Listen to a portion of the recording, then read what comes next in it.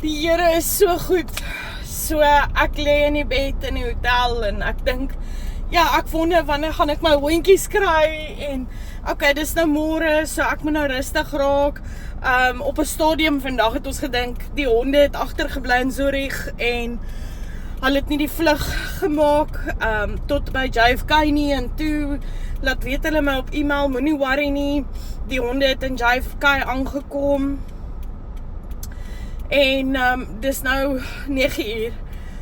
Ek lê in my bed en presies 37 minute oor 8 vanaand toe kry ek 'n e-mail wat sê die honde is reg, hulle kan opgetel word. At the light, turn right onto West 42nd Street. Ek bel toe die hotel reception, ek sê luister, is die hotel There's a speed camera ahead. Ekskuus, is die hotel pet friendly? Ja, die hotel is pet friendly, is $50 ekstra aand vir die honde. Ek laat weet toe die vrou, ek is op pad, hulle charge die $50 op my kaart.